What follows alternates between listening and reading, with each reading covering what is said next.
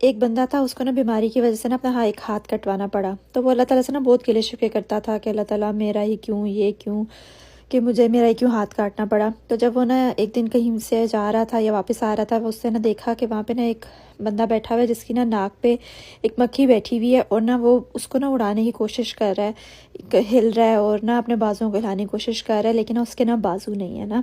तो तब उसने समझा कि शुक्र है अल्लाह का कि मेरे पास एक तो है, मतलब कई ऐसे होते हैं जिनके पास दोनों ही हाथ नहीं है। तो तब उसने अल्लाह का शुक्र अदा किया और उसने कहा कि चलो अल्लाह मियाँ मेरे पास एक तो है। तो इसलिए कहते हैं ना, हमेशा अपने से नीचे लोगों को देखना चाहिए कि और अल्लाह का शुक्र हर हाल में अदा करना चाहिए और अल्लाह से मांगते रहना चाहिए, हुस्न ज़न रखना चाहिए। ये नहीं कि आप मांगना ही छोड़ दें कि अच्छा अल्लाह मियाँ मैं इसी में खुश हूँ तो मुझे और कोई दे ही ना, अपनी नेमतों से नवाज ही ना। अल्लाह के ख़जाने तो बहुत ज़्यादा हैं। तो मैं इसलिए भी जॉब नहीं करती क्योंकि ना मुझे ज़रूरत महसूस नहीं होती कि अच्छा मैं भी जॉब करूँ और पैसे आएँ, कोई बड़ा घर ले ले, ये हो जाए वो हो जाए। मुझे होता है कि जितना में है ना, अल्लाह ताला का शुक्र है, अल्लाह ताला का शुक्र है, बहुत अच्छे से गुजारा हो रहा है, कोई ऐसी ख्वाहिश नहीं है जो पूरी ना हो रही हो। तो मुझे होता है कि घर में वो रखूँ जो ना मैं मैनेज कर सकती हूँ। इसलिए ना हर एक बंदे की ना स्ट्रगल्स डिफरेंट होती है। अब यहाँ पे ना लोग देखते हैं कि अच्छा बड़े बड़े घर हैं, इनको अयाशी है, मतलब ये कि मशीनरी एक से एक है, बड़ी बड़ी गाड़ियाँ रखी हुई हैं ये लोग। लेकिन यहाँ पे ना लोग जो चीज़ देखते नहीं है ना, वो ये नहीं देखते कि यहाँ की ना स्ट्रगल्स बिल्कुल डिफरेंट है पाकिस्तान से।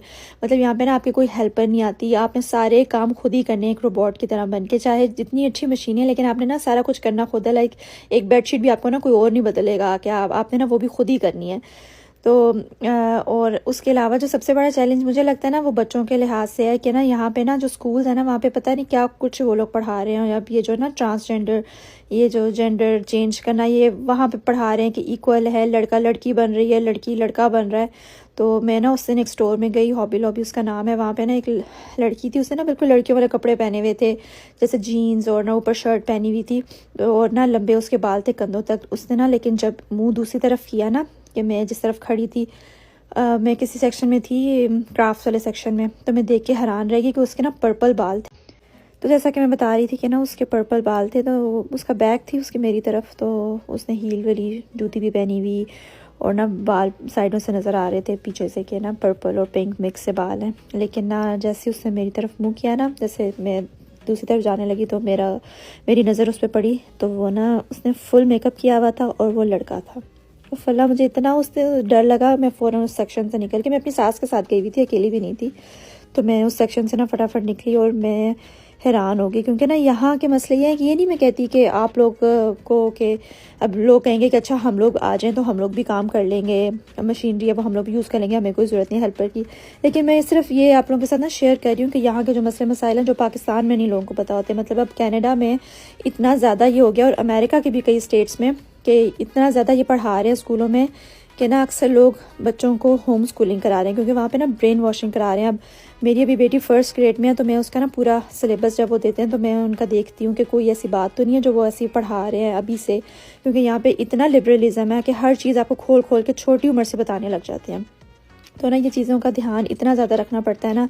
प्लस ये कि ना आप लोग यहाँ पे ना दीनी तालीम तो उन्होंने देनी नहीं है, वो भी आप लोगों ने खुद ही करनी है। और मुझे मेरी ना तसल्ली नहीं होती कि मैं ना ऑनलाइन जो है वो करा दूँ कि ना कोई कुरान पढ़ा लिया। अल्हम्दुलिल्लाह मैंने अपनी बेटी को ना 4.5 साल की थी तो मैं उसको कुरान खुद ही ख़त्म कराया था।